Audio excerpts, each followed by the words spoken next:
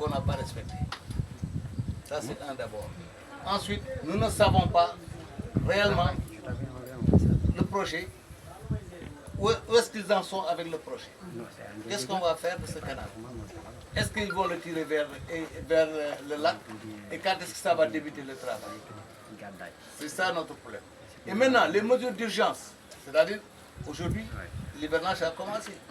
Et on n'a pas encore vraiment vu de mesures conservatrices, de mesures en tout cas qui permettent de nous soulager pendant cet hivernage. Ce qu'il faudrait, c'est que, je ne sais pas comment ils doivent se débrouiller, en l'absence de prolongement du canal, de drainer les eaux jusque vers le lac et de faire fonctionner la pompe là-bas qui est à Apex.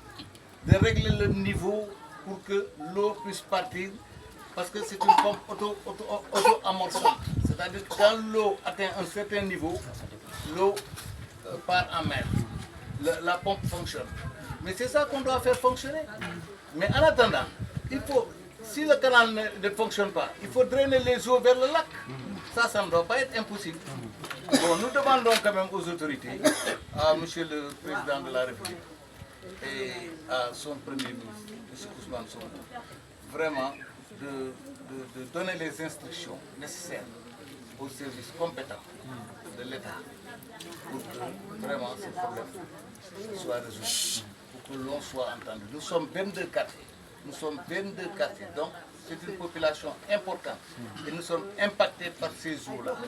Justement, 22 quartiers qui sont dans le désarroi. Si je ne me trompe pas, en dehors des inondations, vous avez fait état aussi de la situation de la desserte de Mbeubeuss. L'eau cohabitée ou bien l'eau mélangée avec l'ordure, et cela, dans le domaine de la santé, ça pose aussi problème. Justement, oui, ça pose problème. Parce qu'on parle de ce promogène. Depuis combien de temps on parle de ce projet? Ce projet qui tarde à démarrer. Aujourd'hui, les eaux ici sont souillées. On n'a pas de l'eau courante. En ça, il faut qu'on en parle.